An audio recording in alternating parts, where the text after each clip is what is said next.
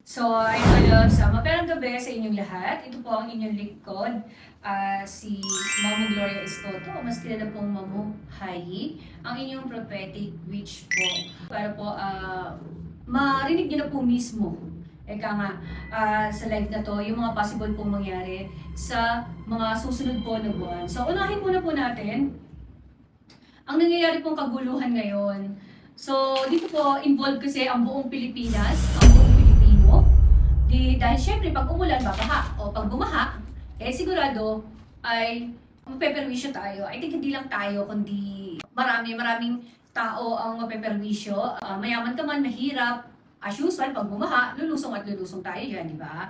Tingnan natin kung, may nagtanong kasi sa akin na to, palagay mo, Mamu, ano ang mangyayari sa sa problema na kinakaharap natin ngayon? Ito ba ay mabibigyan ng solusyon? O ito ay mababasura lang din? So, talungin natin ang cards. So, kung makikita nyo, lumabas ang Justice, lumabas ang Hangman, and then lumabas ang Sword.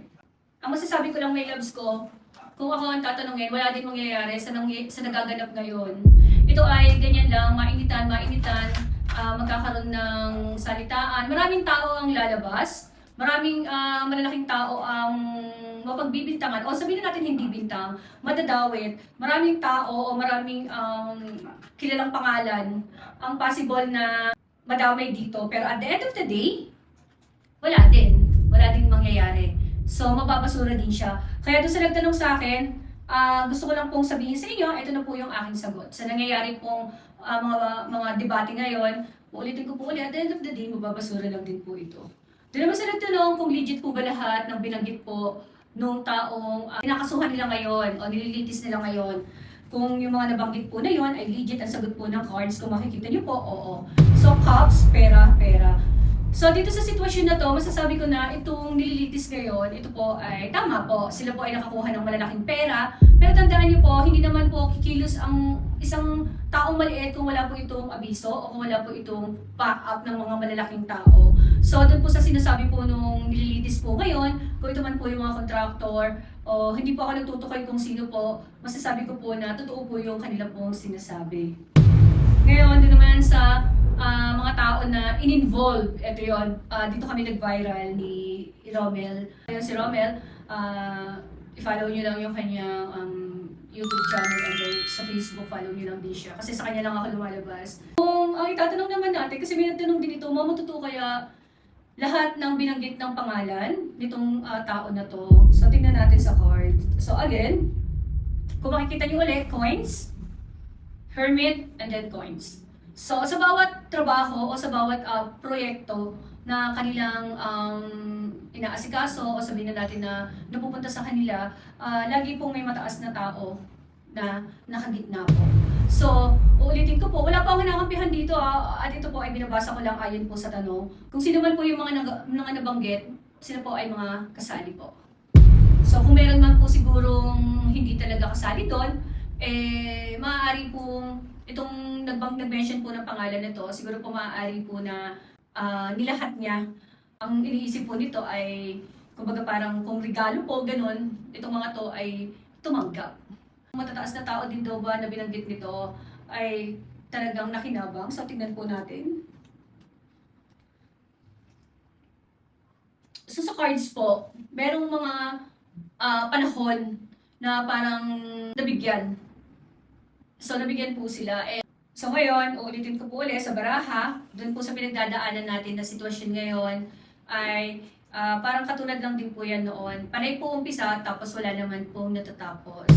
So, ayan po, sinagot ko lang po, uulitin ko po ulit, sinagot ko lang po ang tanong ng mga tao po na nagme-message po sa akin. Ngayon po, ito, naipost ko na po ito sa Facebook kahapon. Tinatanong niyo din po kung ano po ba ang possible na mangyayari po dun sa 10 po na tao din po dito po sa pinag-uusapan po na to. Nasagot ko na po ito. Ito po kasing tao na to, strong po yung personality. And then, nagpagamit, umabuso. Totoo po yun yung sinasabi niya na kawawa yung taong bayan, like parang pera natin, is like kinurakot nila. So, totoo po yun. And I think, ito pong tao pong involved na to, hindi ko na po babanggitin yung pangalan kasi na-post ko na po ito kahapon eh. Kung ano man ang yaman na meron sila ngayon, maaaring pong ito ay pag-isipan niya na isurrender. And then after that, dun po kasi matatapos yung kaso, kaya parang mababasura din po. So ayun po, sana po nasagot ko po, alam ko nanonood po yung mga nagtanong po dito, sana po nasagot ko po yung inyong katanungan. Hindi na po ako nag-mention po ng name kasi para po sa pangkalahatan naman po yun. So tingnan po natin yung mangyayari sa mga susunod na buwan ng taon ng 2025. So tingnan natin mga loves ko. Tingnan natin ang mangyayari ngayong 2025. Pagdating po sa usapang politika, uulitin ko po uli, marami tayong pagdadaan ng issue. Pero kung nakikita nyo tong sword na to, nakikita nyo tong emperor na to, at nakikita nyo tong na to, so ibig sabihin mga loves ko, isang mataas na tao ang posible loves na sumailalim sa isang subok. Maaari po ito pagkakulong.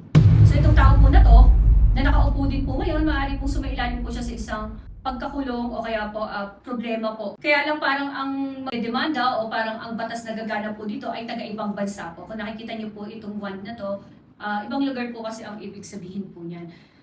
And then, so marami pang kaguluhan po ang mangyayari. Marami pang mabubuking, na option sa Pilipinas. Kumbaga, mahihirapan na talagang marisolba. So, simula ngayon hanggang magtapos ng December, marami pa rin problema. And then, dito, alam niyo yung mga loves, dito sa cards na to, kung makita niyo yung Tower, Fool, and then Wheel of Fortune. So, kung babasahin ko to sa nangyayari sa atin ngayon, maraming yaman ng Pilipinas ang possible na nawala na at mawawala pa. So, isang araw, magigising na lang tayo, parang hindi na atin itong bansa natin na to. Parang sabihin na natin na ibenta na.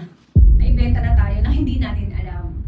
So, kung magkakaroon ba ng unity or magiging maayos ba ang ating bansa sa mga susunod na panahon? Kung makikita nyo, loves, Ace of Cups, Death, and Ace of Swords. So dito, loves, sa cards na to, hindi din matatapos. Marami pang mangyayari, like sa isang taon, marami pang problema tayong pagdadaanan. So, sana, tulad ngayon, binasa ko ang possible na mangyari sa atin, sa ating bansa. Siguro masasabi ko lang yan mga loves ko, maging matatag pa rin tayo, maging masikap, despite na parang feeling natin lagi tayong nag-cheat, di ba? Or laging nag-cheat sa atin yung ating bansa. But then, lagi na lang pong mag-iingat and maging masigasig, maging masipag po. And then next natin mga loves, ay try natin basahin ang disaster o kung may maganda bang mangyayari sa atin ngayon.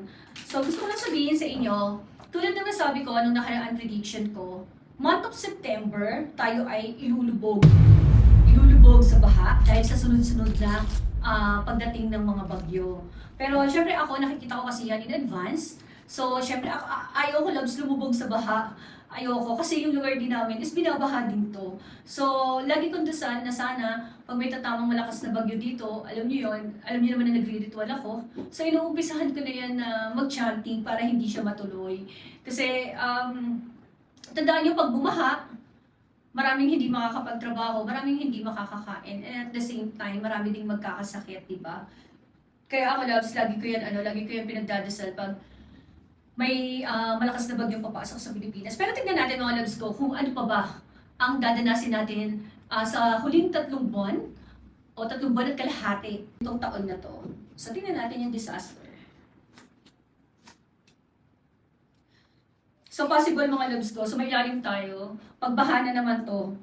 Ngayon kung tatanungin nyo, kung nakikita nyo to, pentacle, so pagbaha. Ngayon kung tatanungin nyo, saan kaya babaha? Also, syempre, loves ko, ang target ngayon, tulad ng sinabi ko nung mga prediction ko nung itong pagpasok ng 2025, ang target kasi, my loves ko, ay ang North Central Luzon. So, maraming pagbaha dito lang mangyayari. But then, syempre, dahil nalaman nyo na o napanood nyo na to ahead of time, siguro naman umpisahan na natin maglinis ng kanal, di ba? And then, kung may mga makakapanood po nito na like mga politiko, ganun, umpisahan na rin po nating tulungan. Maglinis ng kanal, maging maayos po, yan. Umpisahan na po natin yan. Huwag na po natin hintayin para po pag dumating to, at least yung baha po na nakita natin sa cards na to, ay hindi na po mangyari. So, ayun lang. Natapos na po tayo sa pagbaha. May isang bulkan po ang po pwedeng sumabog bago po magtapos ang taon. Kung tatanungin niyo, Mamo, ano kaya yung bulkan na yan? Yan ba ay ang Taal? So, dito po kasi sa cards, itong bulkan na to ay nakapangalan din sa lalaki. Pero kung Taal to, hindi ko siya nakikita na Taal. Maaari ito ay sumabog na din ngayong taon na to. Di ba nung nakaraan nagbanggit ako ng mga bulkan na sumabog? And particular, maaari lang itong maulit. So, pwede din siya sumabog uli bago magtapos ang taon. Pero wala naman mamamatay dito, loves. Literal naman to na buhay talaga at sumasabog. So, ayun. Ayan. Kung makikita niyo, love, Pentacle uli, Hangman, Queen of Pentacle. So, gusto ko kayong bigyan ng pag-asa.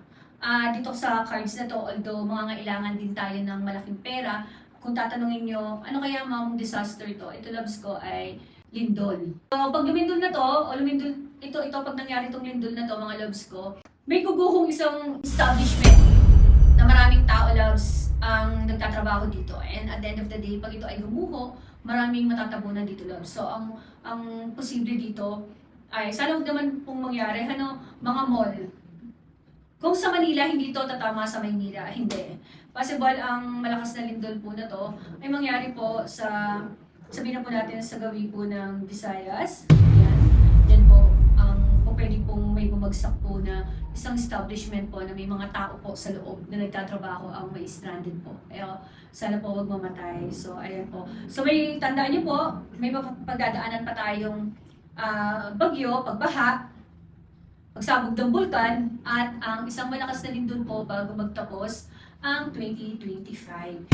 I think dapat po lagi tayong maging aware, lalo na po yung mga, ulitin ko po ulit, lalo na po yung mga lugar na lagi pong binabaha. And lagi po natin tandaan, expect the unexpected. Kasi kahit nakatira ka pa sa pinakamataas, mga loves ko, na lugar, tandaan nyo, pag si universe or si nature ang gumawa ng paraan para parusahan tayo, ay makakagawa po yan ng paraan. Kaya po, ayun po, mag-ingat po tayo. Tapos, tignan natin ang mangyayari sa atin pa rin bansa. Aasenso pa ba Mamo ang Pilipinas? Or ganito na lang ba tayo habang buhay? So, tignan natin mga loves. Tignan natin ang magiging sagot ng cards. So, darating ang panahon. Ito future to Darating ang panahon na tayo ay magiging asinsado din at maayos din ang ating bansa. Kung makikita niyo naman, the world, Pentacle, tapos bata itong uupong presidente ng Pilipinas na to. So, syempre, magiging vocal ako sa inyo. Alam niyo naman mga loves ko na gusto ko si Isko Moreno at higit sa lahat, ang isang presidente talaga o ang isang tao talaga na niriritwalan kong maging presidente ng Pilipinas ay si Vico Sotto. So, kung si Vico to at siya ang makakapagpabago ng Pilipinas, tignan na lang po natin ang mangyayari sa mga susunod na panahon. Basta po ang masasabi ko, kahit pa paano po yung mga future po, yung mga anak po natin, magiging maganda po ang kanilang hinaharap. Lalo na po kung uupo po itong tao po na to. So, uulitin ko po ulit, ito po ay gabay lang po natin. So, hindi ko sasabihin na hindi mangyayari kasi inilabas siya ng cards So, possible talaga na mangyari siya isang araw, kaya lang ay depende to kung mapapanood ng tao na involved dito, di ba? So, ayun, magiging maganda naman ang future ng Pilipinas. Magiging fair. Kung makikita nyo, the Lovers, Queen of Pentacles, and then Fool. So, magiging mapayapa, mapayapa, magiging masagana. At itong Fool na to, mawawala na siya sa kasaysayan natin. So, ayun nga, maaaring wala na tayo pag dumating yung panahon na yon na si Vico Sotto na ang nakaupo. Pero yan ay lagi kong dasal kasi nabasa ko na siya nakita ko na magiging future president siya. Hindi man ngayon, kahit palipasin pa niya ang 10 taon, kung ang tao kasi ang hihiling ng pag-upo niya, yun po ay mangyayari. So, next natin, ayun.